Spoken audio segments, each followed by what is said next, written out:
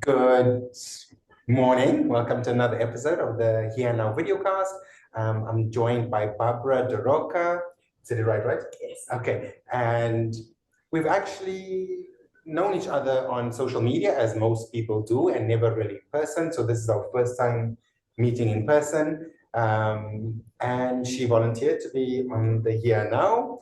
And I'm looking forward to sharing a moment with you and seeing what can uncover with you as a woman, as a mother, as a wife, and see what comes. So thank you for joining me, Barbara. And how are you?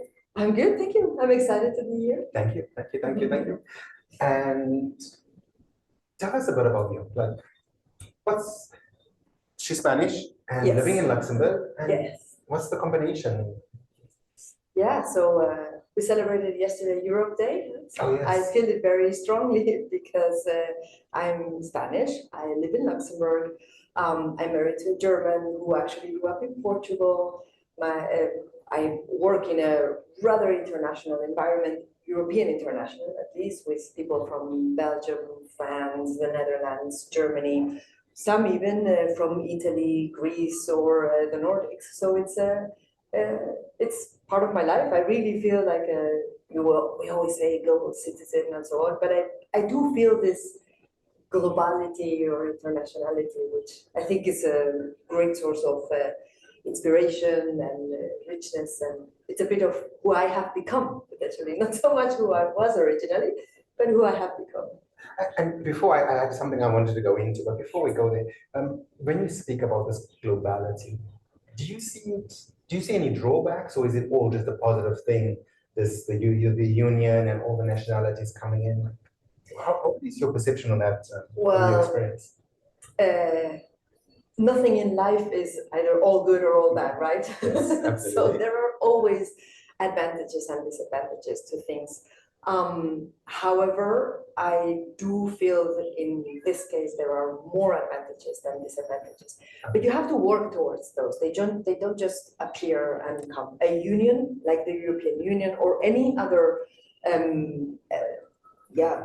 meetup or get together of people requires work and requires commitment and willingness to make it happen. It doesn't just happen naturally from the beginning, whether it's any community that you go into and that you create. You have to work to make it work, right? Yes. So I personally think that things like the European Union or the world in general being more connected is a positive thing. I understand we don't do everything right and we need to be careful to not go over certain limits and so on. So I'm not saying everything is good, but it is a good thing. I see it in my children, for example, because they are so exposed and have been so exposed from their birth to other people, and by other people I mean people who are not that different to us, because at the end of the day, in the European Union, sure, we have differences, but it's not like, between, for example, Europeans and Africans, or Europeans and Asians, or where there are potentially even more differences. But still, they go to a friend's house where they do things differently. They not only cook differently, but the way that their life and their family works is different to ours. And this has made them, I believe, more open to accepting or understanding that there are other ways of doing things. It doesn't necessarily mean that my kids or children that have grown up this way are naturally, intrinsically more open, but they have been exposed to more differences, yes, which in general, I want to say, makes them have this, always kind of like this thought of the back of my head of, well, this is how I do it, but I know that there's other people that maybe do it differently. Yes. I might want to go there and look how they do it and then adapt my way, or I stick by my way because I like it, but I'm just open to the fact that there are other ways of doing it. I don't know if this makes sense. It's beautiful what you shared, and I was just curious because there is debates around multiculturalism, how it has its benefits, as you say, and how it might have some drawbacks. And I'm just curious from your experience what you see. And I think this testimony, we had a bit of a short discussion before we got on air. Yes. One day. But there also is a mindset in you that I picked up what you described as multiculturalism as your kind of approach to life. From, as maybe we'll go back and see you're growing up and you speak as what you described. Yeah. Is that right? Yeah, I think so. Yes, I think we're no, I don't know if we're going already there or not, but it's true, and I think that the following happened to me. When I was about 9 years old, I moved in Spain from one region to another. Okay. In Spain, we have different regions with different languages, or some are dialects and some are languages. So when I arrived in this new region with a new language, I was the odd one out. I was the weird one, and it didn't take very long to integrate. I was 9 at that age. Yes. Children they can be very mean, but they also very adaptable. They adapt very quickly. So I adapted, no worries. But it did. I believe it did leave a mark on me. This feeling of I'm the odd one out, and I had to do, in a sense, this much effort to try to fit in with the rest because it was one against many. Yes. And then when in university, in one of the years, we had exchange or foreign students actually come to our university. And of course, this was, I think, already in the 3rd year. So our little groups of friends were already formed. Yes. And then these people came, one from the US, one from France, one from Italy. And again, maybe the French and the Italian, because it was in Spain, they felt a bit closer. But I remember this one guy from the US, he was completely alone. And I forced my friends to bring him into our group. And I forced my male friends to take him to the basketball game that they were going to play on the weekend. And initially, everybody was a bit like, my friends were a bit like, yeah, really, Barbara? And this guy was a bit like, what do you want from me? Like, why are you approaching me or singling me out? But after a couple of weeks, I think everybody, I mean, he remained a friend, and I still have contact with him now after, more than 20 years later. And I think he really appreciated, and my friends then also understood. It's difficult when you're the odd one out, and they were the ones, in a sense, not in power, but in the more comfortable situation. And it took less for my friends to make room for one more than for this one person to try to force themselves into a yes. And now you say that, and you talk about 9 years old and that experience and what that does to a child, because like you say, children are adaptable, but they can also close in, right? It is one thing to say they can be strong and go and fit in, but bringing it back to you, I see some leadership strengths in you. And I see that one point already starting with, and then onto that you added, seeing someone standing out and wanting them to, that's a great leadership skill, right? Thank you. It's not common by any means. No being humble, okay? This is your space. Because it's really, I mean, I've done my fair share of leadership, and it's not an easy thing to bring the lost sheep into the flock. And then you say from 9 years old and your resilience starting, what else shaped you as a child to what's here now? Yeah, well, I think being the eldest of 4. We spoke about that. That plays a part, right? That will definitely shape you. But for the better, because it can shape you for the worse too, right? It's not always a good thing. Yeah. It can make you stronger or feel like unfair, like a victim, because I didn't get the same kindness, compassion, leniency as the siblings would come. Yeah.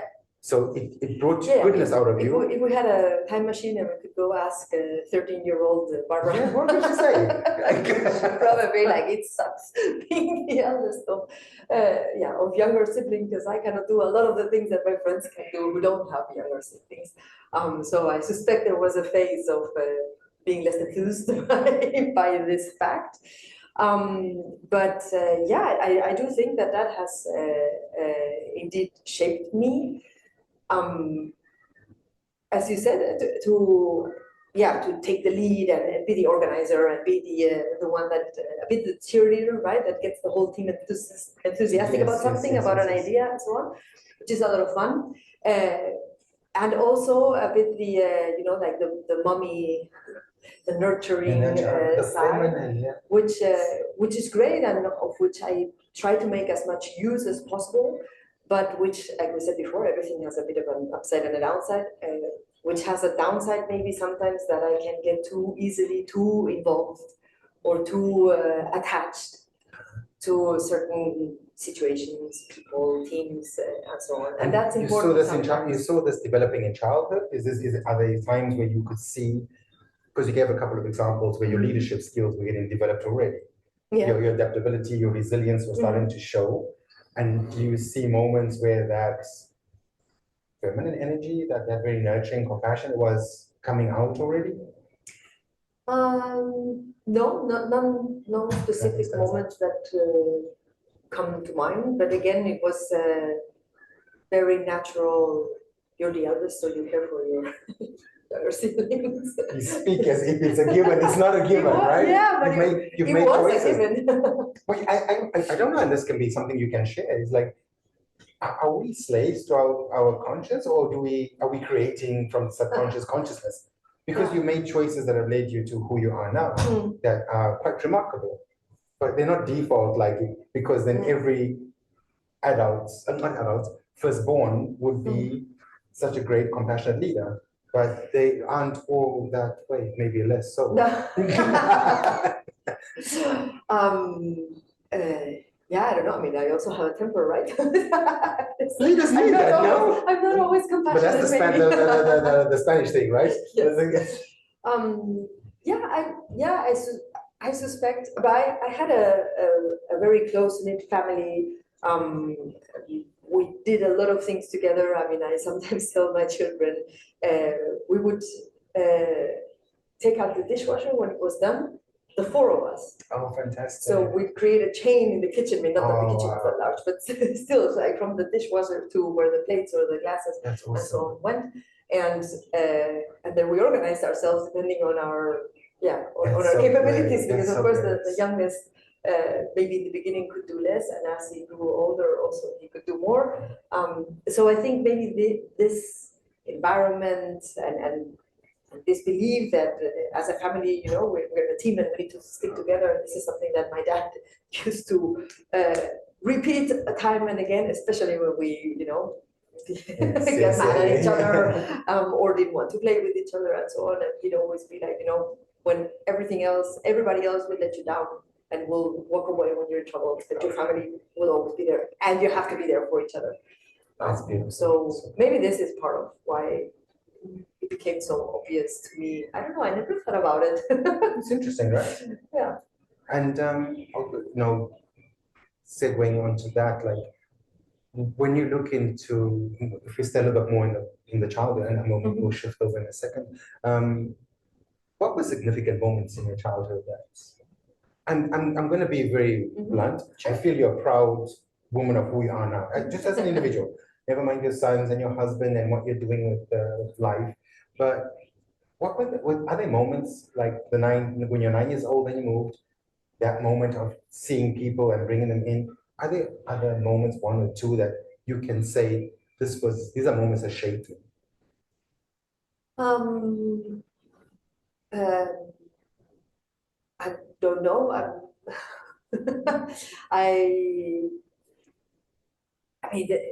I don't know if they shaped me, but there are different experiences in my life, so to speak, that I suspect shaped me in one way or another.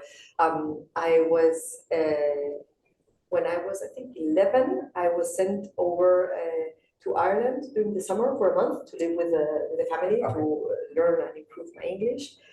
And I was sent with a program from the school, but whereas the girls in the same program went to a school in Dublin, my dad was very adamant that if I was going with all the other Spaniards, I wouldn't learn English. Yes. So he got an exception for me. So I went to live with a family completely separated from the rest of the Spaniards, and just with this family who had a girl in my age, and it was summer holidays, so we just went to the beach and we did summer activities, and it was a lot of fun and it was great. But of course, my experience was a full immersion, totally alone compared to what some of the other children were doing, which was, with their friends for a few weeks of the summer holiday. How do you feel that served you? Because that's a beautiful. So I think that really, and obviously it was scary the first night, but then I had a great time, and the family was obviously very, very nice and sweet and caring, and even the girl who then came back with me to Spain for a couple of weeks, a bit of an exchange. Yes. But just to give an example, that I think that kind of like proved to me at a relatively young age that you can just go and try, and it's yes, the world is a big scary place, but it's full of nice people who will welcome you and help you, and so I think sometimes people are like, oh, how do you, like, I wouldn't dare, and I often say, like, what's the worst that can happen? Right? I mean, lovely approach.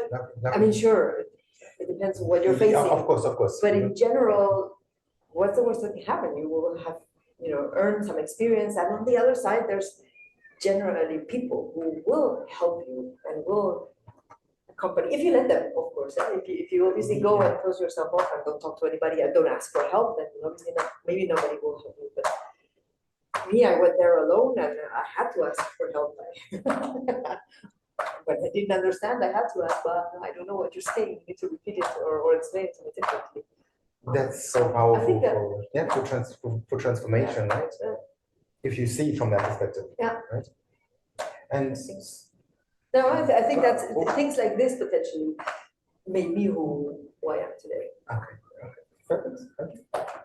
And now we'll go forward into the future, like here now in Luxembourg. Do you have a mission? What do you want to bring? Because there was something I meant to apologize before we got on air. There was an event you did a couple of months ago, and I really wanted to. It was in March, I think. I wanted to attend, but I couldn't get a babysitter. No. What was that about? It was you were speaking at a TEDx event. Yes. At Tedx Youth. So it was at a school, and it was about the power within. Was the topic, which is quite broad topic, because I said, okay, the power within, whatever you want to make it. Yeah. And talking with the organizer, which was a 15-year-old, so very impressive a 15-year-old organized the TEDx event. Oh, fabulous. There's a format, Tedx Youth, and it's not only in school, so there's a relatively small events. But the condition is that they are organized fully by the students. They have, of course, a coach or mentor, adult. But other than that, they are left to their own devices, and so that was quite fun. And he said, no, but you're one of our adult speakers, because there were some adult speakers and some student speakers. Yes. And I'd love for you to talk about corporate life. He said, you're one of our adult speakers, and I'd like you to talk about corporate life. Okay. So the power within in corporate life. And I said, okay, yeah, I'm not sure what I'm going to talk about. And the way, at least I prepared for this event, I first wrote something out, which was okay, but I read it out loud and it really didn't resonate with me. But then you start to tweak a little bit, one paragraph, another paragraph. And I ended up with a speech that had nothing to do with my original idea about the corporate life, the power within corporate life, but ended up being about how to create your own happiness in a corporate setting at the end of the day. But how to create your own happiness is universal, right? It doesn't matter whether... Can you share some on that? I think that is so intriguing. Yeah. So I exposed a bit my three, I call them my 3 hacks, or my 3 little bits to my strategy of creating your own happiness, which are be yourself, be true to yourself. And I gave examples of situations of my own career and also of people that I have mentored, because I'm lucky enough to be a mentor. So I mentored people in different moments in their lives. And so we spoke a lot about it's natural to want to fit in. We were just talking about this. And it's important to try to fit in. Yes. But it should never come at the cost of who you truly are. Because if you have to be somebody else every day to try to fit in, you will not be happy. You might manage, but you will not be happy. And the point was, if you want to be happy, and not just happy, haha, but really this feeling of contentment, right? That you feel like I am happy, I am at peace, I am whole. So first, you have to be yourself. Second, you have to define what happiness means to you, because this I see a lot in mentoring, especially in career development, right? People chasing somebody else's dreams, people chasing an idea of success and therefore happiness. That is nothing, that is not what is going to make them happy, right? So I spoke quite a bit about that. And the last one is understand what you can control and what you can't. Because again, in a corporate setting, you cannot control what people think of you. And when I say what people think of you, these are people potentially who will take a decision whether to promote you or not, if a promotion is what you're looking for. It can be the people who will decide whether you can move into a certain team or lead a team or whatever, anything else that you want to do in your career. But in life, it's the same thing, right? I mean, you can control. I've seen this also. We're talking about children and not children and so on before, and even that is something that you can only control to a certain extent, and you have to understand where are the boundaries and accept them, because you cannot swim, or I couldn't swim from here, I don't know, from here to the UK or from here to the Americas. Yes. I have to accept that boundary. So if I want to go there, I need to find other ways, right? Yes. So I think that's very, very important. And rather than that leading to happiness is not accept or not understanding that leads to unhappiness. So it was a really fun event. Why? How did this become? I love that, by the way. I really love it. How did that become more your message than you said you shifted completely? Yes, because I initially had this idea of about driving a career in a corporate setting, but it was. I think what I initially tried to do is kind of like what you read in a lot of the books about career development, which are all valid steps, but they are very, very dry steps. And I didn't want to go to this event and speak to children, from my point of view, that are maybe thinking about choosing a career, and just give them a rundown of of something that you can just nowadays ask ChatGPT. Before you could just Google, or before that ask your parents. I wanted to share real life experiences. I wanted to show, not tell. And this was very important for me. So I started changing, I started adding more examples, and the more examples I finally, because it's a timed event, so you only have some amount of time to speak. And the more examples I brought in, the less time I had for the theory. So it really became But the examples are the theory as well, no? To a degree. More practical, I guess, no? Well, my point, exactly. And do you have an example that you can share? Yeah, because I'm really intrigued. Sure. I used the example about being yourself. I used the example of of myself, first of all. The best one. Of course. Where I was told early on in my career once that I was too much. Too much? Yeah. Like in what sense? Why? Well, because, I speak fast, I use my hands a lot, I'm loud, I don't shy away from sharing my opinion on things. So I became too much, and I didn't really fit in what was expected, or what some of the people expected of me in that setting. Maybe be a bit more. So you were being yourself, but in being yourself, there was a judgment towards that. Yes. And how did that impact you? Well, so first I tried to not be that much, right? So I started showing up a bit more quiet and paused, and maybe not. And what I explained during this talk is that it actually backfired. Well, first of all, I was miserable, so I knew that after a while that would just have to go away.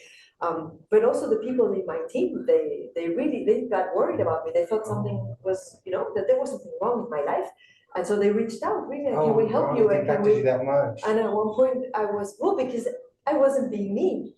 And the people who worked with me on a day-to-day basis, maybe I was too much, but they had either become accustomed. Do you feel you were too much?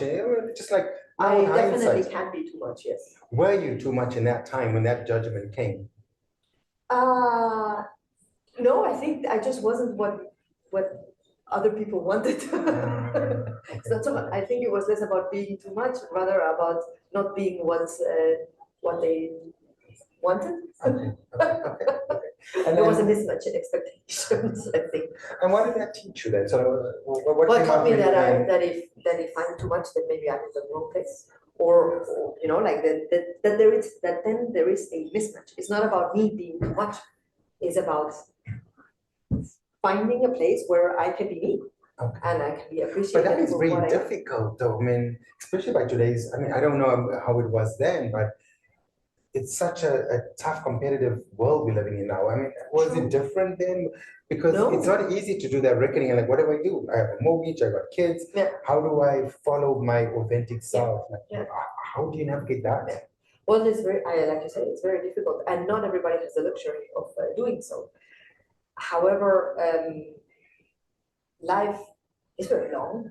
we hope in any case. And there are different moments in your life, and it's okay. I think it's okay. And again, it's a bit of coming back to what you can control and what you can't. And it might be okay for a time or a period in your life to accept that you have to make certain adjustments or certain that you have to adapt in a certain way.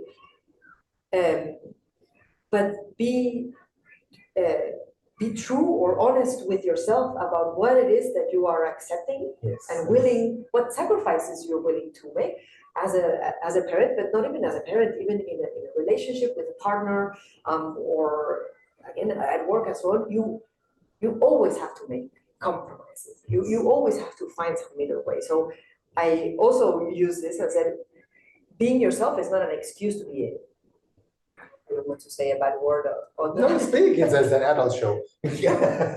Being yourself is not an excuse for being an asshole, right? Being yourself doesn't give you the right to bully anybody. Being yourself doesn't give you the right to be mean to anybody. Do you right? think that's being yourself, or there's something I'm intrigued, like what if you're gonna bully someone and you're gonna be an asshole? Is that really yourself, or is that something? Well, I don't know. Like, maybe not, but you hear it very often, definitely in the corporate world, but I've heard this also in private settings of, yeah, well, but that's just him or her. Like we have to, you know, it's accepted and it's allowed because that's just who they are. That's people excuse bad behavior as Yes, that's who they are. All the time. And I don't think any of us should do that. Okay. Of course, you're not always in the position to speak up and say, hey, you're not allowed to be that way. That's just not right. That's not fair. But we hear it now more and more, these microaggressions, for example, with all the talk around, especially gender diversity. It's not right to make certain jokes about women or women's bodies, for example, to me, anywhere in the world, but definitely not in the workplace. And this, not that long ago, was not only allowed, it was okay. It was part of the norms. Yeah, well, it's how the boys talk, right? So that was accepted. So again, coming back to, you cannot always just say, well, I'm not appreciated for who I am, hence I just go and change jobs, for example. That is not always an option, not always an option for everybody, or maybe not in that moment in your life. But again, I think if you are honest with yourself of saying, okay, I don't have that luxury right now, but then let me find a way, how can I adapt? What can I change? What is in my control that I can make this a better place for me and the people around me, until I come to that point where I can make a choice and I can change and I can. I'll see a lot of people who's like, yeah, well, but you know, like once the kids are out of the house or go to college, and why not? You can do this. You can take a decision for yourself and for your life and say, bless you. Sorry. But this is life, right? Yeah. But you can make a choice for yourself and say, right now, this is what is important in my life, and this is what it takes to do in my life. What strengths does that take? What do you see in you to have this philosophy and this approach to life? What qualities does someone need to cultivate to have this kind of more rational, in the present reasoning and decision making? I think it requires quite a bit of self-awareness, and which I think, I know you're the coach, not me, but I think you can build over time, either with the help of a coach, indeed, or just with the help of good old friend or somebody who knows you well and is willing to ask you, like the questions you should be asking yourself, but you don't want to ask yourself, such as like, but are you really happy? And if not, what would it take to make you happy, right? And are you content with how your life is going now? And are you, if you have to put your quote unquote life on pause or hold because you have to take care of the children now, or you have to take care of an elderly person in your family, could also be. That is fine. It's not as long as you're fine with it. That is fine as long as you can make your peace with it and understand for yourself, this is what I'm doing now, and I'm putting maybe other projects or other ideas on hold, and I will get back to them. And when you get back to them, you might still be interested or not. Who knows? Because life takes a lot of twists and turns, and you don't know what is going to happen. But that's another thing with the career pathing and the talk. I mentor a lot of colleagues who are stuck on an idea of a career. And careers take so many forms, so many, again, twists and turns. And you might start out on a path and it's okay to have a plan or a direction, but you need to be flexible enough to adapt along the way, both to adapt to the hits you're going to take, because there will be inevitably some, but also to adapt to the new opportunities that will come along that you hadn't seen and you hadn't expected, and not be, well, but if I do that, then I'm not going to get where my path, which I've fixed on it. Do you still, is that still right for you? Does it still make sense for you? And I think that is it's sometimes scary to ask yourself that, because we build this identity of who we are, or who we think we are, or we think we have to be. And then to be able to say, well, actually, maybe not. Actually, there's an opportunity over here that is completely different from what I set out to be. But it might make me super happy, or might be a lot of fun. Well, I might have to destroy my image of what I expected or what I was planning, right? Yes. And how did it turn out at the event with this kind of wisdom you're bringing to? Well, listen, I got on stage. This is we rehearsed a few times, and I rehearsed at home quite a bit. And one of the times I rehearsed with my 13-year-old, knowing that in the school it was more 16, 17 years old, but I thought, let's see how he reacts. So that was also a new and different experience, because I'd never rehearsed anything, for example, for work, right, with my child. Yes. So that was already kind of fun. And then as I go on the steps on the stage, I turn to the audience and I see mostly gray hairs. Oh, really? And then these things that happen in life, like in milliseconds, you have 1,000 different thoughts or a whole conversation with yourself. So in these few milliseconds, and if you watch the video, I see my face, but I was thinking like, hey, I prepared a speech and with an audience in mind that is not what I have in front of me. Like, is this going to resonate with them? Does this make sense? Should I just change, but like change to what? I've been rehearsing this for weeks. Change to what? And it's like, well, okay, here goes nothing. I'm still gonna deliver it, right? I mean, there were, I don't know, in the 100 people in the audience, there were maybe 15 kids. Oh, wow. So I was like, okay, well, I'm speaking to those 15, nobody else.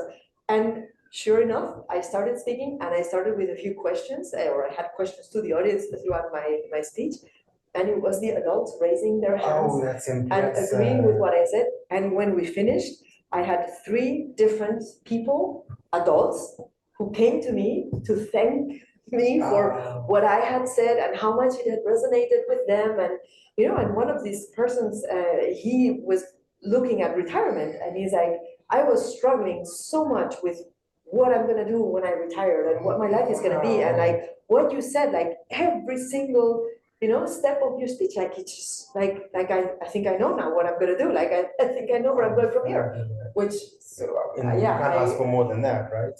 I honestly tell myself, if I inspire one person today, I've done my job. Did you inspire you? Yeah, well, Sorry, that was like, when you said that, I was like, what did you take from that? How did you feel about you with that? One of the things was that, happiness is a universal theme, clearly. and that a lot of the things that we and finally, that sharing your story is probably one of the most important and influential. We talk too much about influencer, but influential things you can do nowadays, because there's always somebody out there that needs to hear what you're saying. There's always somebody out there that can draw inspiration, either to what to do or not to do, that can see themselves reflected in things that you have gone through, and in whether they are struggles and challenges you have overcome, challenges you haven't overcome, or great, great success stories that you can share. And we have this natural tendency to the thing with social media to only share the bright side of life, which is great and it's important, because we need inspiration and we need something to pull us up.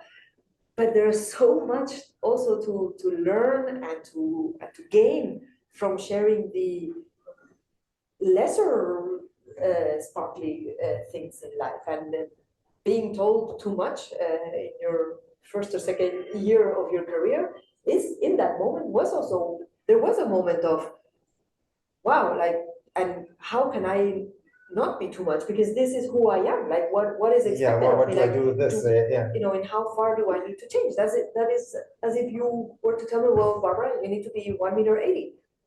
Well, I mean, sure, but how? That's just impossible. I cannot just start wearing uncomfortable stilettos just to fit into someone else's idea of what you should be, right? So I think that was what I learned. And again, going back to my initial speech was nothing about me, or about not only about me, my own experiences, but about things that I had seen or done. My final speech was all about what I had seen and done, and I think it was all the more impactful for that. Oh, yeah. Powerful. And yes. I see your vulnerability like as a strength, and then you shift you have a speech plan, and then you go to something more.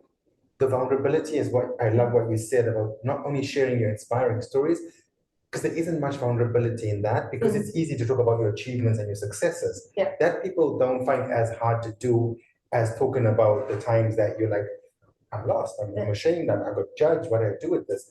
But that vulnerability became a strength, right? Yeah. And I see it coming out in you. Yeah. And is that, if it's okay to be honest, right? And is that something you nurture, you see, you cultivate, you share? I try. At the very, I try in the sense of, I believe so. I try to do this. Yeah, I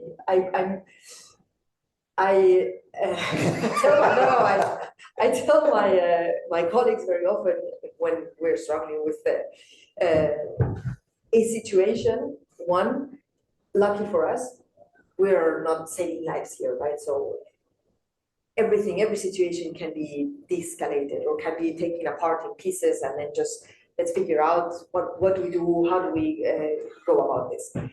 And also in terms of dealing with other people, again, in a corporate world, for example, there are hierarchies, and sometimes it's and very often people are just a bit blinded by positions and status. Yes. And very often I just say like, well, but whomever this person is just a person, right?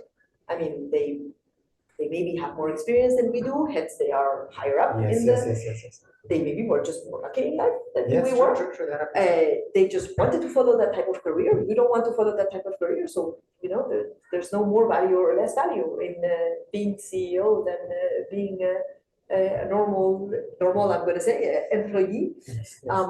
right? And so sometimes people who are in a decision-making position do have maybe more knowledge, but potentially only because they have more access to knowledge, not necessarily because they are smarter. They might be smarter. I'm not. But let's take the person for the person. Yes. Right? Yes. Like any other colleague, or the client for a person. Yes. Like any other person. And I think sometimes I try to instill this in my colleagues, to not be blinded by it's that person who said it, so hence we cannot doubt it, although we feel it's not right, but it's like this. Well, no, and when you look at leaders out there, also very famous, important ones, finally the best ones, right, are the ones who are capable of saying, well, I don't know, or I was wrong even in that situation. That's the vulnerability that is a strength, but is not often harnessed, right? Because people see it as a weakness. Yeah, I want to think that less and less. I think we're starting to become a bit more open. You see a shift happening? I think so. I want to think so. Okay, that's important, right? Try to create it. It's important. I love that, because if you're seeing it and you want to and you're believing it, then something's happening. Because you know you wouldn't be delusional, and so it's nice that you say that, because it's inspiring that there is a shift coming, right? But it's impossible to know everything all the time, right? So I think that's something we started to. I tell my oldest daughter, Dad knows everything, and then as soon as they get something wrong, see, Dad, you don't know everything. Like, yes, I know. Yes, but you can take it back and accept it. So. Yeah, I actually tell my son, especially the youngest, who's really very, and sometimes I say, I don't know everything. I don't know everything, and then he goes, no. And I say, well, no, I know a lot of things, and I know many more things than you do, but I probably don't know everything. And it's nice. Like, it's a good lesson. And then he goes, but do you know? And then of course he'll ask me something. Still looking for everything. But it's nice that there's safety that he can come to you, and he knows that there's going to be an answer one way or another. Even if it's not the answer, teaching him to find the answer, which is the leadership thing we do, right? I might not know the answer, but I can inspire you to find the answer for you. Yeah. Because maybe my answer is so much more valuable. Isn't it? I tell people, and sometimes I get a bit laughed at, but it's more important for me that you know how to go find it. Yeah, than you knowing it. Exactly. Because you cannot know everything, but if you know how to go find the solution, the answer, the whatever, it's much more important. It's much more important to be resourceful enough to go find it, just all the knowledge in you, because it's just not possible. And with that in mind, what do you want to do more of those talks? What do you want to bring to future leaders, future people, youth? I see a calling. I see. Yes. Right? It's the future. Yeah, you see a calling, and then I hear an imposter syndrome. Like, who would you have to tell the world, right? I mean, who would want to listen to what you've gone through? There are a lot of people already. Just lost their last event, right? Yeah, I think. Yes, I think we need a little bit more of inspiration. Yeah, please stop. Please. I think maybe we need a little bit more of inspiration in the in the fact of a bit like this speech. There is no one set path to happiness. At the same time, happiness doesn't just happen. You need to create it, you need to build it, you need to work towards it. I'm a big fan of the idea that everybody is a leader.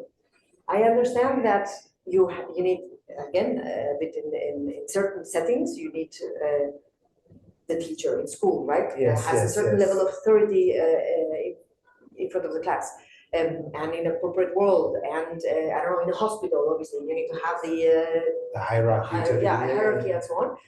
But that is not necessarily leadership, or it's not a one-to-one thing. Just because you have the position in the setting to be the one calling the shots or driving, it doesn't necessarily make you a leader. And I would love if we would all see ourselves as leaders in our own right. In our little space, like I said before, my goal is to inspire one person. If I can inspire one person every day, if every one of us was able to inspire one person every day, I mean, I don't know, I don't want to say we would have world peace, but we would be much closer than we are today, I find. And yes, this type of idea, because it all starts with an idea. And I tell my team sometimes, because they come with things like, I think we need to go this way, but like you need to decide. And I make it very clear that yes, I need to decide, because according to the hierarchy, finally, I'm the one responsible for it, right? So it has to be my signature at the bottom of the page. Yeah.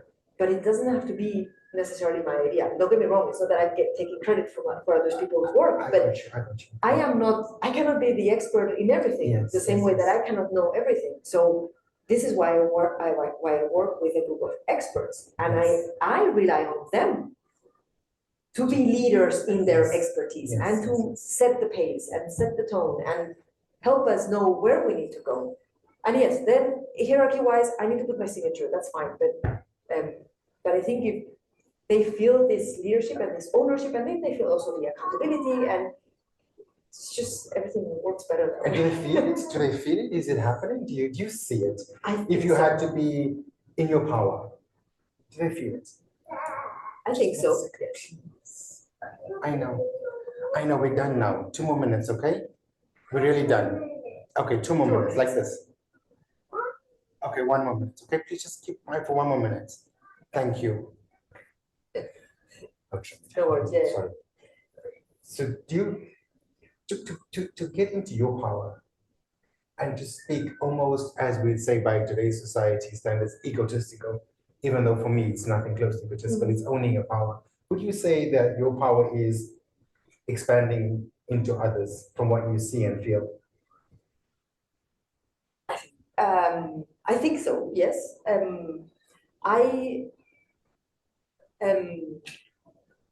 How do I explain it? I like to create an atmosphere, and more than an atmosphere, a trust relationship where when I have to say, well, no, I now need to put my foot down, and this is how it's going to happen, because at the end of the day, it is my responsibility. The people around me understand and accept. I'm not coming from a bullying or because I think I know better place, but they know that I have listened to their concerns. They know that I have taken into account their expertise because they have the expertise, and they trust that I have real reasons to potentially exert my power and impose certain things on them. But this only works if you have worked at it before. Yes. If you have created this trust, which comes through a lot of feedback and a lot of giving them, obviously, the freedom and the space to do things. And this also, when I do this, I believe I am also being an example to them, because sometimes the roles will be reversed and I will push them to actually take a decision. And they'll be like, yeah, but what do you think? I said, it is not about what I think. You are like, it's your project, it's your thing. What do you want to do? Yes. I will support you, whatever, because that's my role and that's what I'm supposed to do. That's what I like doing and I'm supposed to do. I will support you, but you need to take the decision, which also means you need to assume the consequences. You need to move forward with this. And I think that, so when I do that, I hope that I am also inspiring them to then do it also when the time comes. And it's not something, I don't put my foot down every day for any little thing. Okay.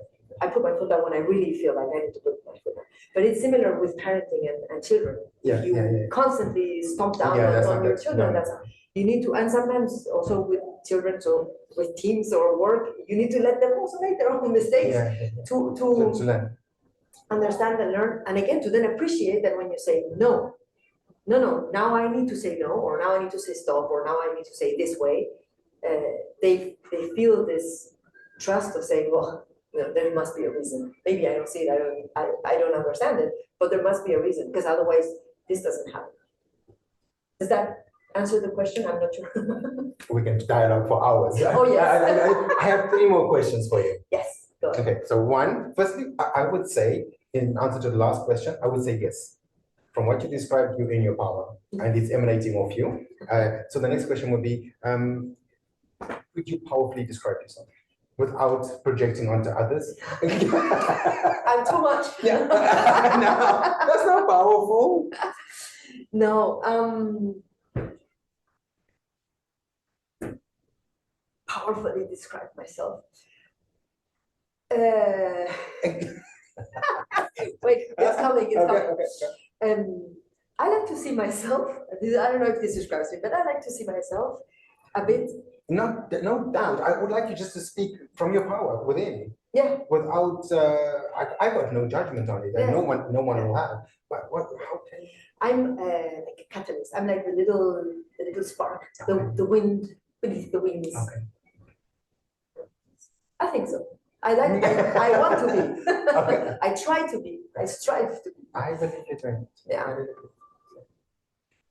Second last question. What would you say to the 9-year-old self, the Barbara when she was 9, one of the ages that you think there was a time where she needed to hear this? Yeah. You got this. Just do it. Yeah, just do it. Yeah. No, you got this in the sense of yeah, it's gonna sound super flaky, but it's like it's your life, like you live it, right? It's nobody else's life, so concentrate on yourself. It sounds again like say egoistic or self-centered. It's not about being self-centered, but it's about be yourself, come out of yourself, enjoy yourself, your life, because nobody else is gonna do it for you. Lovely, beautiful, beautiful. And then what would you say to your future self? It's a hard question, this, but it's beautiful. Yeah. What would you say to your, I don't know, 80, 85 years old? We'll do this again, okay? Okay. It's a date. What would I say now? Yeah, I don't know. Like, I really don't know. I don't know what would I like now. What would I tell her? Yeah. Well done. Oh, that's the best answer today. That was so great. I mean, what else am I going to tell myself? Whatever you want. Gee, no, but you try your best, and if you try your best, it's well done. It gets you or it doesn't get you where you want to go, but you have to. If you don't try, you're definitely not going anywhere. So I don't like the word try because it feels like you're giving yourself room to not. Yes, room to not succeed. So, but try in the sense of starting, right? Of putting one foot ahead of the other. I don't use it in my work at all. And I remember from Star Wars, Yoda said, there is no try. Do or do not, right? Exactly. So if you do try, you're often going to not do, right? So do or do not. And whatever the do is, that'll be your starting step. Because that'll either be the wrong way, so you got a correction, or it'll be something that leads you to the next step, right? So try, I agree with you. I try is not a good word to use.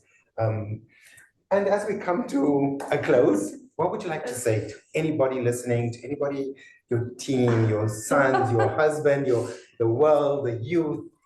What's a powerful message you would like to share? Yeah, I think in this day and age, you have to give it to them. Oh, sorry. Hey guys, so in this day and age, don't compare yourself to others. The only one you should compare yourself to is yourself. Compare yourself to yesterday, to 10 years ago, to what you think you will be in 10 years, but stay focused on your life. Again, staying focused on you is not being egocentric. It's about being conscious in the now.